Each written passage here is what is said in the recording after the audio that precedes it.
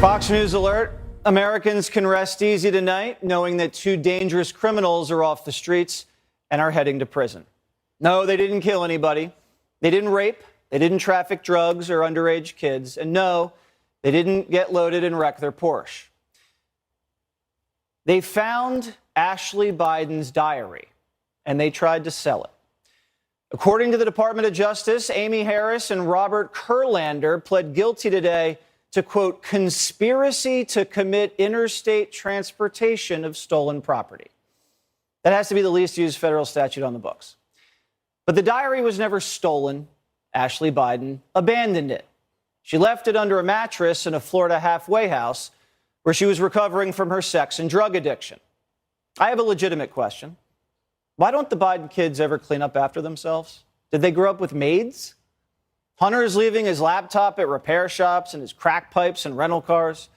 Ashley's just ditching her diary around a bunch of drug addicts. This is the sloppiest family I've ever seen. It's almost like they want to get caught. Talk about daddy issues.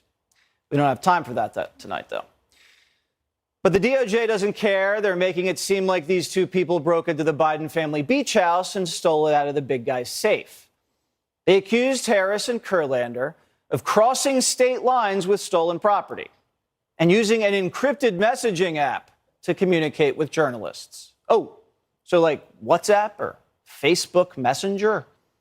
Billions of people use that across the world. These people aren't Russian hackers. But that's what Merrick Garland wants you to think. And listen, these people aren't totally clean. They're getting high and they find a diary and they try to shop it for money to buy drugs, all before an election. They shopped it to a bunch of outlets. No one wanted it, and eventually ended up at Project Veritas. James O'Keefe wanted it, and he was suspicious, though, and needed confirmation that this was the real deal. So the duo went back down to Florida to find more evidence to corroborate it. O'Keefe paid 40 grand for it, but never even ran the story. Next thing you know, the FBI raids his house.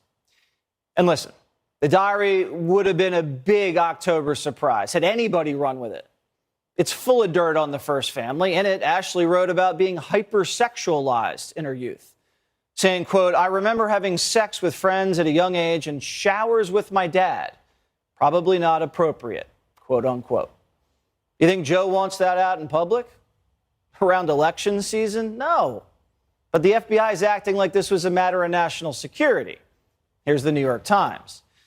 Since the investigation began nearly 2 years ago, federal investigators have moved aggressively, carrying out court-authorized searches at the homes of two former Project Veritas operatives and the group's founder, James O'Keefe.